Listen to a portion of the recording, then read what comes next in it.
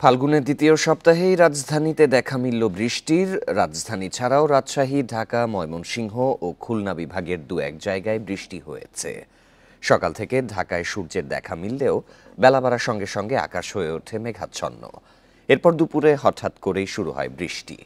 আবহাওয়া অফিস বলছে, চট্টগ্রাম বিভাগ ছাড়া বাকি বিভাগগুলোতে আগামী ২৪ ঘন্টা হালকা থেকে মাঝারি বৃষ্টি হতে পারে। এছাড়া শেষ রাত থেকে ভোর পর্যন্ত সারা দেশের কোথাও কোথাও হালকা থেকে মাঝারি ধরনের কুয়াশা পড়তে পারে। আবহাওয়া অফিস বলছে, ২৫ তারিখ থেকে বৃষ্টি কমবে। এ সময় তাপমাত্রা ১ থেকে ৩ ডিগ্রি সেলসিয়াস কমতে পারে।